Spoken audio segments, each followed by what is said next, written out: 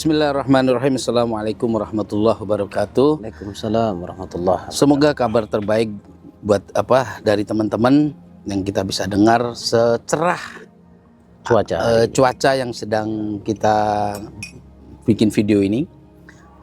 Di video sebelumnya kita sudah bahas masalah afirmasi. Nah, kita akan masuk ke diskusi selanjutnya, yaitu visualisasi.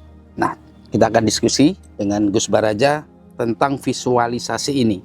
Seberapa pengaruhnya, seberapa besarnya berefek kepada ilmu tarik-menarik yang suka kita praktekin di ilmu pengembangan diri.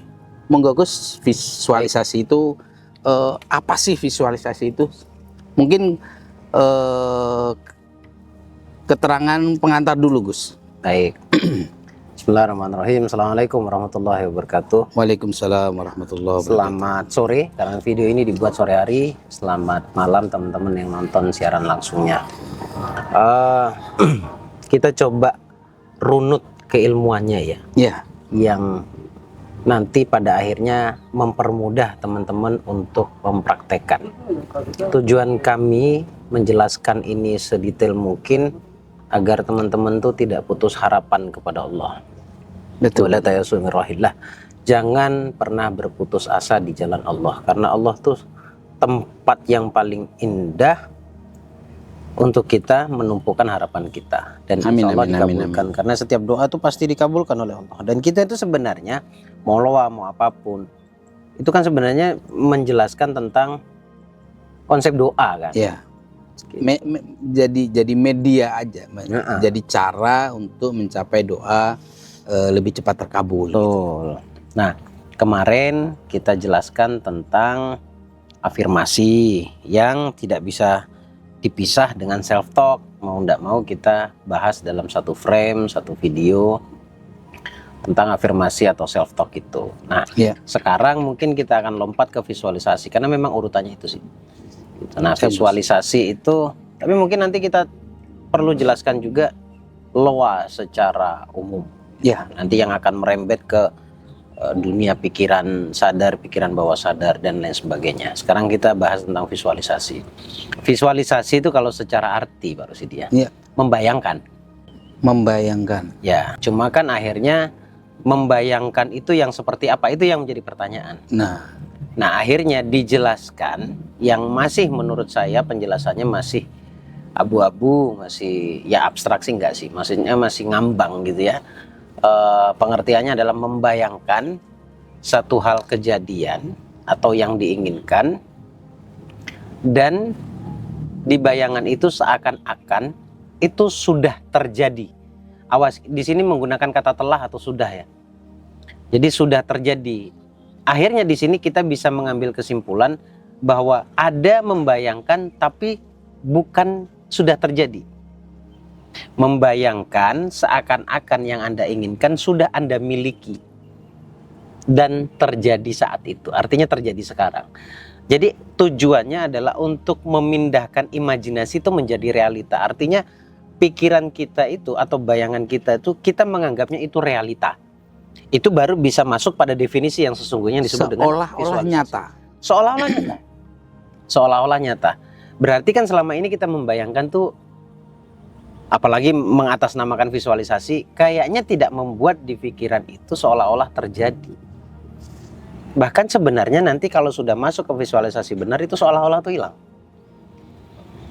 Nah, dalam gitu ya.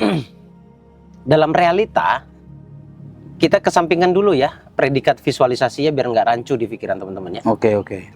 Pernah ngelamun Pak Rosidi? Ngelamun, ya. Melamun, kalau saya coba dudukkan dua antara melamun dengan visualisasi itu, sepertinya melamun itu ya visualisasi. Coba diingat-ingat. Kalau kita melamun, kita hilang kok. Berpindah. Lupa gitu. Tidak sadar bahwa realitanya kita sedang melamun. Bisa ditangkap nggak maksudnya? Oh, makanya itu kenapa kalau lagi melamun suka kaget gitu ya? Kayak saya barusan tuh. Oke. Saya ternyata melamun loh. Baru sadar kalau dia melamun setelah dia selesai melamun. Itu visualisasi. Karena gini, Melamun itu masuk kategori atau saya bisa definisikan juga visualisasi karena merubah imajinasi menjadi realita. Seolah-olah menjadi nyata. Iya. Nah kan visualisasi itu kan kalau dijelaskan dari sudut pandang bawah sadar, kita tidak bisa membedakan mana imajinasi mana realita. Kayak udah terjadi gitu. Udah terjadi. Oke, kita kerucutkan. Kita kerucutkan dengan visualisasi kaya, visualisasi uang. Nah, kita ambil satu contoh, uang misalnya. Ya. Nah, itu langsung kita visualisasikan 10 juta, 20 juta, 100 juta dan seterusnya. Begitu kaya. Iya, tapi realitanya bisa nggak, itu pertanyaan saya. Sulit kan? Ya, sulit. Karena kalau pertanyaannya, kenapa Gus kok sulit Gus? Karena datanya nggak cukup. Gini, kita tuh cuma bisa membayangkan atau memvisualisasikan sesuatu yang pernah kita lihat, dengar, dan rasa. Ini wah semua pada iya. Makanya kalau orang, maaf, seribu maaf. Kalau orang masih batas batas impiannya, batas angka yang pernah dia miliki itu hanya 20-30 juta, dia sulit sekali membayangkan yang 100 juta. Nah, berarti yang caranya berarti bagaimana? Bertahap. Tadi saya kan senggol bab data ya, dilihat, didengar, dirasa. Anda perlu membiasakan diri dulu dengan angka yang Anda inginkan, yang Anda visualisasikan. Jadi problemnya hari ini, ketika teman-teman punya pertanyaan yang besar, saya loa itu harus visualisasi. Saya sulit untuk visualisasi. Visualisasinya nggak sulit, karena kamu tidak memiliki data yang kamu inginkan. Jadi menurutmu sulit. Saya aja kalau disuruh ngebayangin 10 miliar sekarang sulit. Jujur aja. Tapi ada orang yang begini, Gus. Sebentar. Kenapa saya sulit? Karena kisaran angka yang masih realistis. Wah, kita ngomongin realistis. Realistis itu versi kita masing-masing loh ya. Iya. 3 miliar, 5 miliar oke lah. Saya ya. Tapi ketika saya disuruh nulis misalkan, disuruh bervisualisasi 10 miliar. Ada benteng yang tiba-tiba menghadang. Ya gimana ini? Bener nggak sih? Lu maksain diri tentang lu gitu. Sulit 10. Itu macam-macam deh self talknya, penghadangnya itu lah. Jadi kita sulit untuk membayangkan itu. Sama kayak afirmasi tadi. Sama kayak gitu. Jadi hari ini kan teman-teman kita jawab satu persatu dulu nih. Di bayangan mereka ini kan sulit untuk visualisasi. Saya nggak bisa memvisualisasikan. Bukan nggak bisa, datanya tidak memenuhi. Iya. Datanya enggak memenuhi. Kalau datanya memenuhi, gampang. Ya gampang banget. Kayak Pak Rosidi biasanya maksimal yang Pak Rosidi dapat berapa misalkan? Sebulan contoh aja, jangan realitanya. Contoh 15, 20. 15, 20. Pak Rosidi akan kesulitan kalau itu dibuat 50 misalkan gitu. Apalagi 100. Tapi kalau Pak Rosidi membuat itu 10, 20, 30 masih oke. Masih oke di pikiran Pak Rosidi dan terrealisasi. Makanya ketika dari 10 langsung ke 100, bukan tidak bisa ya. Nanti kita kasih tahu caranya kalau memang dibutuhkan. Oke, berarti perlu bijak juga kita. Kan ada orang itu yang susah membayangkan, ada orang yang mudah membayangkan. Masalahnya di situ. Ya. Gak susah kok sebenarnya Pak Rosidi. Kalau yang sudah pernah melihat, merasakan, mendengar. Memenuhi data. Sekarang saya kasih contoh deh ya. Biar ini. Anda tahu ibu kan? Ibumu, ibuku, ibu Anda semuanya. Tutup mata sekarang. Oke. Saya minta sekarang perhatikan baik-baik, munculkan wajah ibu. Rambutnya. Iya. Kalau ibumu sering berkerudung. Ya, langsung bisa. Langsung bisa ya? Langsung bisa. Sampai ke kakinya bisa? Bisa. Bentuk kakinya pun tahu? Tahu. Ya kan? Sekarang buka mata. Sesimpel itu kan? Iya. Karena kita berkumpul, ada rasa suka, cinta. Jadi kita mudah menghadirkannya dalam imajinasi kita. Problemnya sekarang, kenapa saya tidak bisa membayangkan uang 100 ribu, 100 juta Gus? masalahnya Anda pernah nggak terhubung ke angka segitu? Itu kalau uang. Nah, kalau rumah sama juga kuncinya. Sama. Kita pengen rumah nih kan. Ya. Visualisasi rumah. Ya. Berarti kan harus membayangkan rumahnya. Ini mau seperti masuk ke apa. situ ya? Ya. Nah, sudah mau masuk ke situ. Nah, sebenarnya visualisasi itu harus bisa membuat sebuah alur cerita, rentetan sebuah cerita, sampai nanti di ujung cerita tuh kita terkecoh di situ tuh. Oh. Visualisasi, oh ini yang ditunggu praktisi nih, pembahasan begini nih. Bukan cuma Anda yang pembelajar ya, praktisi. Ini nunggu kalimat saya begini nih. Oh, jadi begitu. Ini referensi saja sih buat praktisi. Coba kita pikirkan ya, untuk teman-teman yang baru belajar ataupun yang sudah praktisi, jangan ditolak dulu saya ngomong. Gini, bervisualisasi itu awalnya tetap logika berjalan. Awalnya logika tetap berjalan. Tetap. Anda sadar kok kalau Anda tuh sedang ingin sesuatu, berarti sesuatu itu belum Anda miliki. Menggunakan teknik visualisasi dengan tujuan merasakan kalau sudah memiliki. Kan itu kan poinnya? Oke. Nah, berarti dalam imajinasi kita saat kita masuk ke visualisasinya, kita harus bisa membayangkan pertama bentuk rumahnya. Sampai di situ? Ya. Itu belum berasa. Belum berasa. Nah, ciptakan alur cerita. Ini kalau pingin rumah ya. Bayangan rumahnya, makanya ini harus dipandu. Lihat pintunya sudah ada? Oke, kalau sudah ada sekarang jalan kamu dari luar ke rumah tersebut. Buka pintunya. Sudah buka pintunya, masuklah. Apa yang kamu inginkan di situ? Contoh, Anda pengen kursi sofa yang jenis apa? Sekarang lihat muncul di situ. Ada lukisan siapa, ada kaligrafi seperti apa. Kemudian ada akuarium kah atau apakah TV apa segala macam. Sempurna ruang tamunya, sekarang masuk ke dalam lagi. Di situ ada ruangan keluarga. Masuk lagi ke dalam, ada dapur. Sampai lama-kelamaan nggak sadar kalau Anda sedang berimajinasi, bos. Oke. Makanya kalau tidak bisa membuatnya sendiri, maka Anda harus dipandu untuk bervisualisasi. Nah, kalau uang 10 juta, 20 juta, sampai 100 juta, itu wujudnya kan hanya satu. Maksudnya gambarnya nggak berubah, cuman tumpukannya yang berubah. Nah, bagi teman-teman yang sudah bisa melihat pernah tumpukan 50 juta, 100 juta, nah mungkin tidak terlalu susah. Ya. Nah, sementara rumah ini kan yang sesuai dengan keinginan kita ya.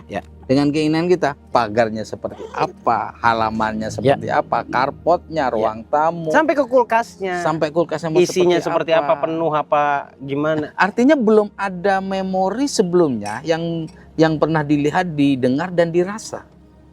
Kalau merujuk pada penjelasan yang uang tadi, Gus. Iya. Nah itu kita mesti gimana nih? Karena belum pernah ngelihat tuh. Ya.